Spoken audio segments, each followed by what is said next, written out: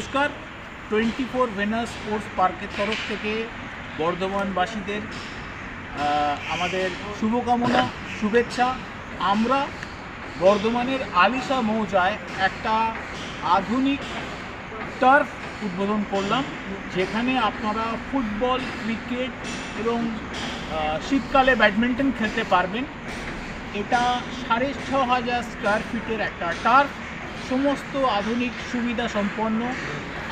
আমরা এখানে যারা খেলতে আসবেন তাদের জন্যে আমাদের চেঞ্জিং রুম আছে। এখানে যেন কাউকে খোলা ছাদে বা খোলা আকাশের নিচে অপেক্ষা করতে না হয়, আমাদের একটা ওয়েটিং লাউঞ্জও আছে।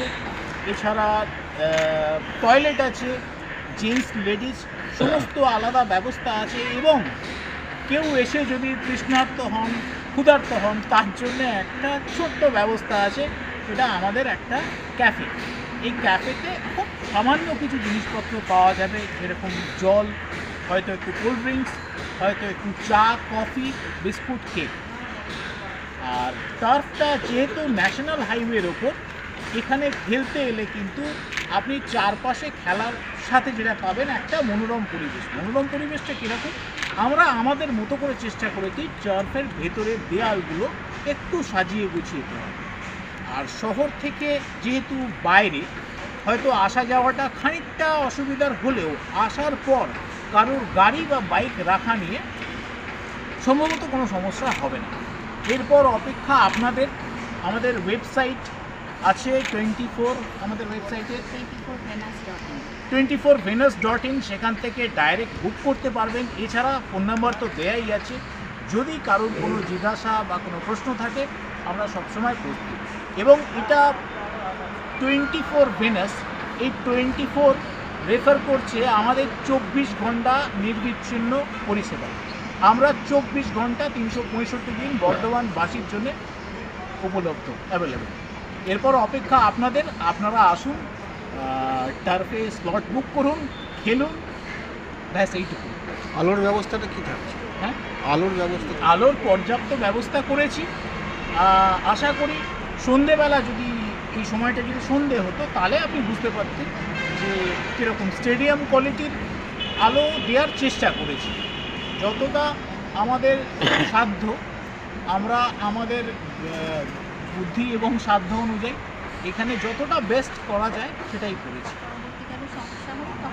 হ্যাঁ, পরবর্তীকালে এরপর নির্ভর করছে যারা খেলতে আসবেন তাদের ফিডব্যাকের উপর। তারা যেরকম ফিডব্যাক দেবেন, আমরা খুব সিনসিয়ারলি ওগুলোকে আমাদের টার্ফে ইমপ্লিমেন্ট করব। বুকিং টাইম কতক্ষণ রয়েছে? Booking time 24 hours.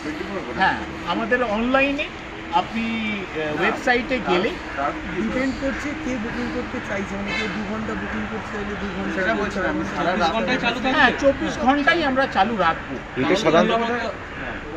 বর্ধমানে আশা করি রাত্রির বেলা বা মাঝরাতে টার্ফের চাহিদা থাকে। অনেকেই আছেন যারা কর্মব্যস্ত, সারা সপ্তাহ হয়তো কাজে ব্যস্ত থাকেন, শনিবার রবিবার ছুটি পান। তারা কি করেন, বন্ধুরা মিলে কাজ থেকে ফিরে রাতের বেলা খেলতে পছন্দ করেন। মানে এটা শুধু তো প্র্যাকটিস নয়, মানে কম্পিটিশন, মূলত কম্পিটিশন যারা করবে তাদের জন্য স্লট বুক। এরপর যারা কম্পিটিশন করবেন তারা যদি টার্ফটা ভাড়া নেন, নিয়ে যদি তারা তাদের মতো কোচিং করেন, এটা একান্ত তাদের ব্যাপার। আমাদের তরফ থেকে রাতের ক্ষেত্রে নিরাপত্তার একটা তো প্রশ্ন থাকছে, সেটা কি ব্যবস্থা করা হচ্ছে? দেখুন, নিরাপত্তা মানে আমার প্রিমিসিসের ভেতরে আমার যথেষ্ট শক্তপোক্ত একটা গেট আছে, সিসিটিভি ক্যামেরা আছে। হ্যাঁ, সিকিউরিটি তো থাকবে। বাট শুধু যে এখানে টার্পে যে আমাদের প্রিমিসিসটা ভীষণ সেফ দেখছেন। এখানে ট্রেসপাসিং তুলনামূলকভাবে হয়তো কম হবে, যেহেতু 4-5টা বাউন্ডারি বল দেওয়া। আর মহিলাদের ক্ষেত্রে খুব ভালো প্রশ্ন করলেন। মহিলাদের ক্ষেত্রে যাতে কোনো অসুবিধা না হয়, আমরা separate changing room, separate rest room রেখেছি। আর কতক্ষণে মানে বুকিং এবং কত টাকা তার জন্য নেওয়া হচ্ছে? বুকিং তো এগুলো যেহেতু ঘন্টা হিসাবে নির্ধারণ করা হয় বুকিংটা। আর আমাদের এখন আমরা 1000 টাকা ঘন্টা হিসাবে এই টার্ফের ভাড়াটা ধার্য করেছি। বর্ধমান শহরে তো পাবেন। যদি খুব সত্যি কথা বলি, পুরো ব্যাপারটাই তো কৃত্রিম। একটা খোলা মাঠে খেলার যে আনন্দ বা যে অনুভূতি, সেটা হয়তো পুরোপুরি এখানে হবে না, কিন্তু আমরা তো সব কিছুর সাথে একটু একটু করে হ্যাবিচুয়েট হচ্ছি। টার্ফে আবার যে সুবিধাগুলো আছে সেগুলো ওই মাঠে নেই। কীরকম, অনেকেই আজকের দিনে ওই কাদা মাথা পছন্দ করেন না, বা খোলা মাঠে খেলতে গিয়ে কিন্তু আঘাত পাওয়ার একটা সম্ভাবনা থেকে যায়, সেটা ইট হোক, কাঠ হোক, পাথর হোক বা কোনো আবর্জনা। টার্ফের ক্ষেত্রে কিন্তু সেই জায়গাটা ভীষণ সেফ থাকা যায়। সময় যখন মনে হবে সেই সময় আমরা আসতে পারি। যে এই যে মহিলাদের সাথে আপনাদের যদি আমার বাড়িতে হয়তো দেখা গেল আমার পরিবারের সবাই মিলে আমরা খেলব, সেক্ষেত্রে আমি তো মহিলা পুরুষ আলাদা করব না। একদল পুরুষ এবং মহিলা, তারা সবাই বন্ধু, তারা যদি একসাথে খেলতে আসে, আমরা সেইভাবে সেগমেন্ট বা সেগ্রিগেট করতে পারবো না। একটা সার্টিফাইড গ্রাসই ব্যবহার করা হয়েছে। কোথা থেকে আনা হয়েছে?